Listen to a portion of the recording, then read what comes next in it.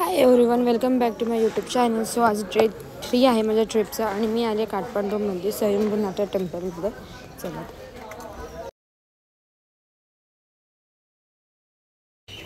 हे लॉन कुंडाचं सुंदर असं टेम्पल आहे. तुम्ही बघू शकतात.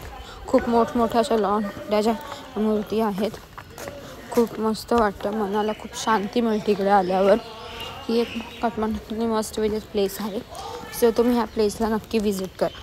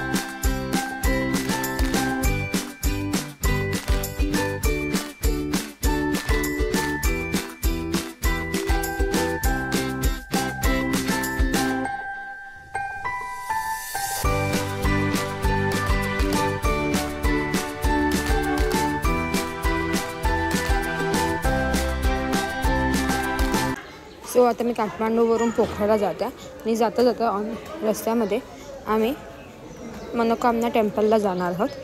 हे टेम्पल खूप उंचावर आहे. सो त्याला रोपवेने जावं लागतं.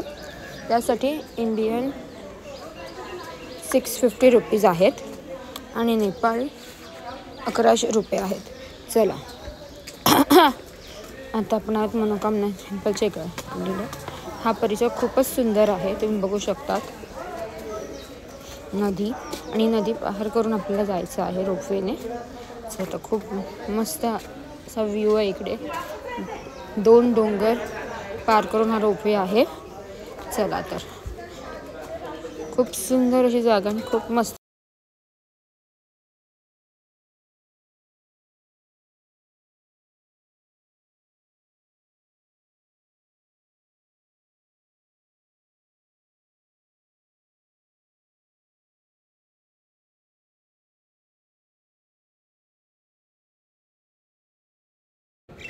आता मी मस्त फर्स्ट इकडे लंच करत आहोत. मस्त नदीच्या काठीचं सुंदर असं लंच मस्त वाटतं एकदम. गाजर हलवा, शिमला मिरची भाजी, चपाती, डाळ भात. हे बघा इकडचे फेअर चार्जेस. हे बघा रोपवे आणि एका रोपवेमध्ये 6 जण घेतात. चला तर आपण जाऊया आता रोपवेची सफर करायला.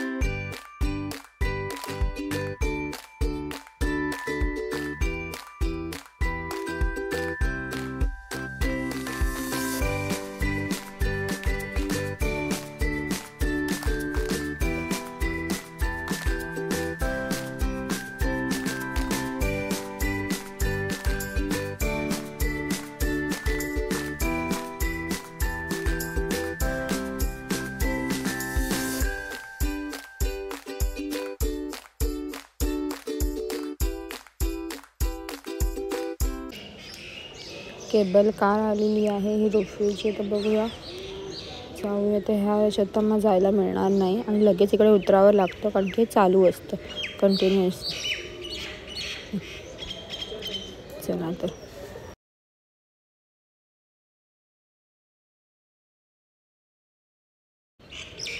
आपण मस्त केबल कारमध्ये. तर बघू शकतो आणि रोपवेचा स्पीडही जास्त आहे.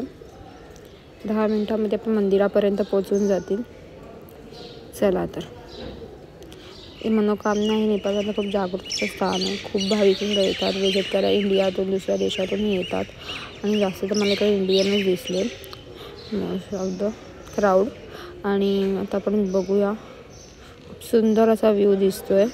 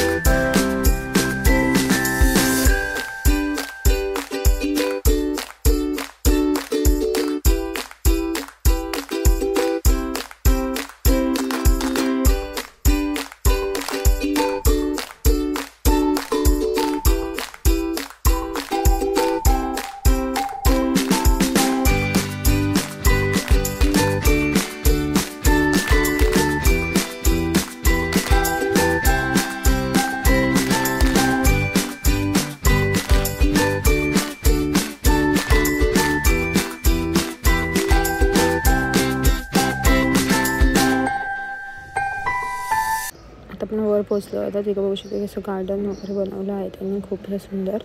आता थोड्याशा शिड्या चढून आपल्याला वर जावं लागेल.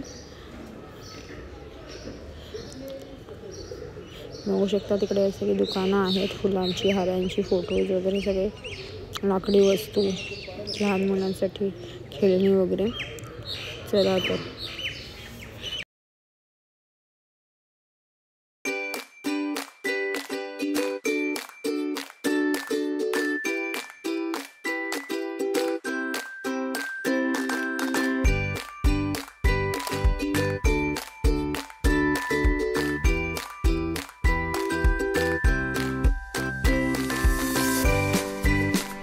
हे बघा, देवीचं मंदिर, खूप सुंदर असं मंदिर आहे. बांधकामाचं स्ट्रक्चर तुम्ही बघू शकता.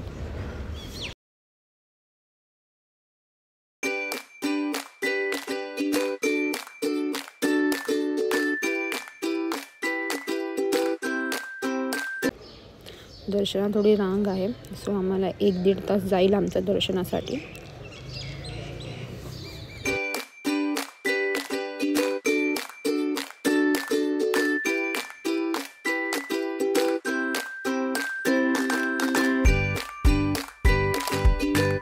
आणि 650 इंडियन रुपीज हे जाऊन येऊन रोपवेचे तिकीट आहे. सुंदर असा व्ह्यू. आता सनसेट होत आलेला आहे. खाली असं जंगल आहे, किती मस्त वाटतं.